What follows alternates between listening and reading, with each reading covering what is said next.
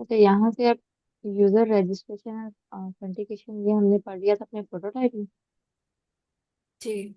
Product catalogue भी हमने पढ़ लिया था अपने प्रोटोटाइप में।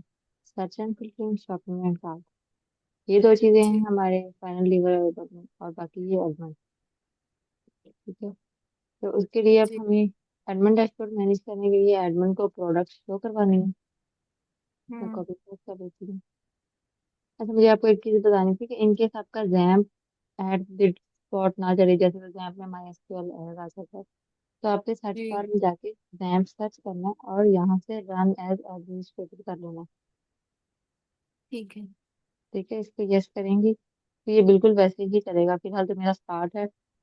अगर इनकेस कोई इशू होता है आपके सिंपली जी। ओपन करने में, तो आपने इस तरह रन एज एडमिनिस्ट्रेटर कर लेना, तो आपका एथिक्स फाइल क्लियर हो जाएगा। कितना बार बार टाइम चलता रहेगा ये। ठीक है। ये प्रोडक्ट पीएचपी का अभी हमने कोड नहीं राइट किया वहां से। नहीं, आपने अभी नहीं किया, इसलिए मैंने यहाँ रखा है कि ऐसे अगर रिकॉर्डिंग करने बैठे तो कुछ टाइम ज्यादा लग रहा था। जी। तो कुछ कोड हम ऑनलाइन जूम के थ्रू भी देख लेते हैं।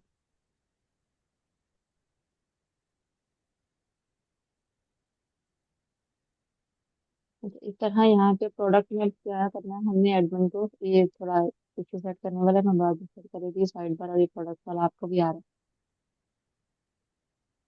है।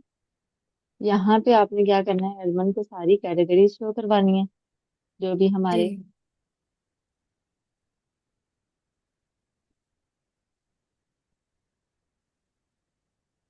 माई एसक्यूएल के तरफ हमारा जो भी डाटा शो हो रहा है, हमारी सारी कैटेगरीज, हमारी सब कैटेगरीज को हमने एडमिन को शो करवाना है। तो इसके लिए हम आपको खोल के दिखा देती हूँ। थोड़ी सी आपकी आवाज बहुत स्लो होगी, थोड़ी सी उनसे के लिए। वॉइस स्लो हो गई है? 10 सेकंड, जी। मैं देख रही हूँ मेरा माइक डिस्कनेक्ट ना हो गया।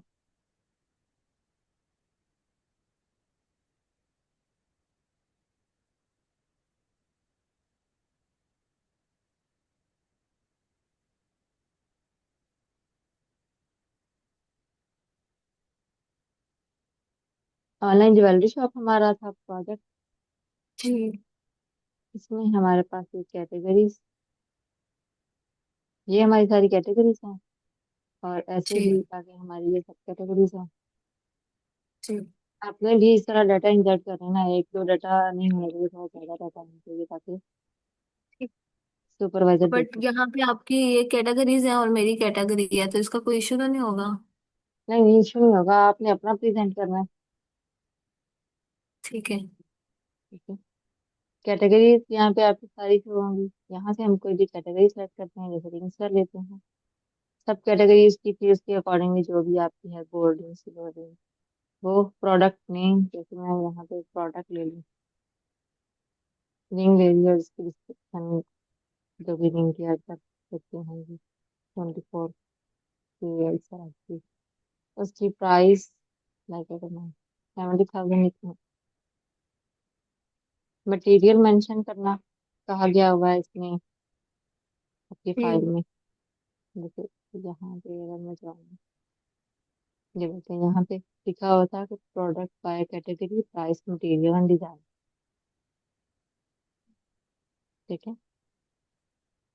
तो मटेरियल हम जैसे अभी हमने ऊपर मेंशन किया कि सिल्वर रिंग है स्टॉक में, ये एडमन के पास कितनी पड़ी है, ये और फाइल चूज करनी है एडमन ने। तो पता नहीं यहाँ पे मेरे पास ऐसी कोई, लेट मी चेक अगर पड़ी है तो। चलिए हम डाउनलोड से कोई भी फाइल रख लेते हैं इसे, और सबमिट करते हैं। ये हमारा जो डाटा है ये सबमिट हो गया। इसको हम जाकर अपने MySQL में देखते हैं प्रोडक्ट में।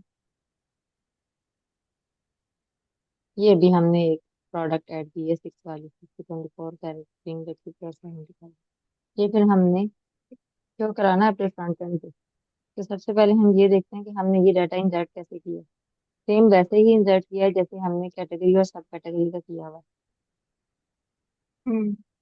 उसके लिए वही हम टॉप बार और साइड बार इंक्लूड करते हैं ऊपर अपने कोड के, जैसे ठीक। ये हमारे टॉप बार और साइड बार। चीजें वही हैं जो अब तक हमने पढ़ी हैं, लेकिन उनमें रेपिटेशन आएगी क्योंकि हमने सारी फंक्शनल रिक्वायरमेंट्स पूरी करनी है। फिर ठीक हमारे है। पास जैसे ही फॉर्म है, मेथड पोस्ट है, क्योंकि हमें डाटा जी इंसर्ट करना है। और यहाँ पे एक न्यू चीज ये है, ANC type multi part form data. ये यूज होता है जी। जब भी हमने अपने डाटाबेस में कोई पिक्चर सेव करनी है। ठीक है। ओके। जी। बाकी सेम वैसे ही कैटेगरी अगर हमने यहाँ पे सारी शो करवानी है तो हमने ये लूप लगाया हुआ है। और इसको फेच जी। करने के लिए पहले हम स्ट्रक्ट सारी फ्रॉम कैटेगरीज करेंगे, ये जैसे हमने सब कैटेगरी में कोड किया था। हम्म। ओके। उसके बाद यहाँ पे हमारे पास ऑप्शन वैल्यू और वैसे ही कैटेगरी नेम हमने वैल्यू में भी दिया है और यहाँ पे भी दिया है। लेकिन सेम हम वैसे ही सब कैटेगरी करेंगे और नेम एट्रीब्यूट साथ साथ हमने देते जाना है इनको, जो हमारे यहाँ पे डेटाबेस में है, जैसे कि P cat, P sub cat, P name. Same वैसे ही फिर हमने क्या किया, select static from sub categories दिया और माई एसक्यूएल क्वेरी के साथ इसको कनेक्ट किया और यहाँ पे लूप लगा के सारी सब कैटेगरीज शो करवाई। उसके बाद हमने लेबल लिया है प्रोडक्ट नेम के लिए। फिर हम ये जी। वाले सारे लेबल लेंगे, प्रोडक्ट नेम, और उसके नीचे एक इनपुट फील्ड, फिर डिस्क्रिप्शन उसकी इनपुट फील्ड, प्राइस उसकी इनपुट फील्ड, मटेरियल की, स्टॉक की और इमेज के लिए। बाकी सबकी टाइप टेक्स्ट ही है, जिसमें डिस्क्रिप्शन की टाइप टेक्स्ट है, मटेरियल की, स्टॉक की, लेकिन जो इमेज है उसकी इनपुट टाइप फाइल होगी।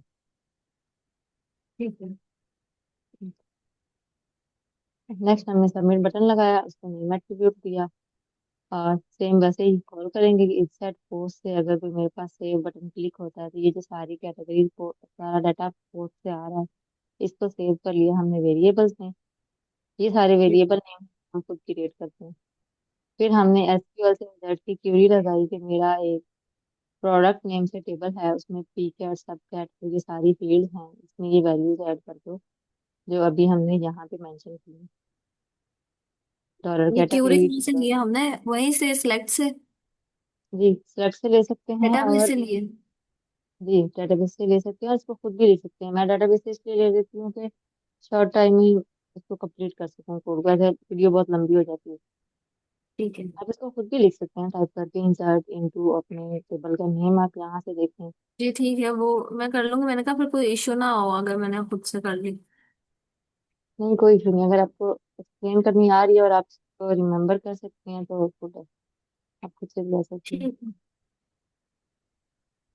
ये सारी जो है इसमें हम वैल्यूज ऐड करेंगे और फिर हम अपनी क्यूरी रन करते हैं। और यहाँ पे एक एक्स्ट्रा लाइन ऑफ कोड ये है कि हम उसे कहते हैं कि जो फाइल अपलोड हुई है ना, जी। यहाँ पे पी इमेज मैंने फाइल डॉलर, यहाँ पे जब हम फाइल लेते हैं तो डॉलर साइन अंडरस्कोर फाइल्स लेंगे, डॉलर साइन अंडरस्कोर पोस्ट नहीं लेंगे, क्योंकि हमारी इमेज की जो टाइप है वो फाइल है जी। और उसका नेम एट्रीब्यूट ये। और हम कहते हैं कि सिर्फ नेम ले लो उसका, यहाँ पे डेटाबेस में सिर्फ उसका नेम सेव करो और मूव जी। कर दो इस फाइल को। इमेज नाम की जो फाइल है, जो भी उसका नेम हमने लिया हुआ टेम्प नेम, ये एक जी। कीवर्ड है, इसको ऐसे ही लिखते हैं। सिंगल डॉट बैक स्लैश पे मेरे पास एक अपलोड फोल्डर पड़ा हुआ है, अपलोड फोल्डर ये आपको विजिबल है। जी। जी। अभी ये मैंने फूड बिजनेस वाली पिक्चर ऐड की थी, देखिए यहाँ पे मूव हो गई, हमारे पास यहाँ पे सेव हो गई। जी। यहाँ पे हमने सेव पिक्चर इसलिए करनी है क्योंकि हमें यहाँ फ्रंट एंड पे शो करवानी है ये सारी पिक्चर्स। ओके। एक एडमिन के पास स्टॉक में जो भी पिक्चर्स होती हैं उसने वही यूजर को दिखानी होती है ना, जी। जी। तो इसलिए हमें ये सारी सेव करनी है। तो हम उसको कहेंगे कि इसको अपलोड फोल्डर में रख दो, कौन किसको रख दो, जो ये मैंने डॉलर का इमेज दिया, जो इस तो आपके पास जिस नाम की इमेज है ना, उसको क्या कर दो कि अपलोड फोल्डर में रख दो। फिर वैसे ही डाटा इंसर्टेड का अलर्ट लगाएंगे, ये स्क्रिप्ट टैग यूज करते हैं जब हमने अलर्ट शो करवाना होता है, ठीक है। और फिर हेडर लोकेशन, हेडर लोकेशन क्या करता है कि हम अगर हमारा ये काम हो रहा है, मतलब ये इफ रन कर रही है, हमारी वैल्यू ट्रू है, तो इसको हमें जी। प्रोडक्ट पीएचपी पे दोबारा मूव करवा दें। ठीक ओके। अच्छा, उसके अलावा हमारे पास है यहाँ पे ओरिजिनल फाइल।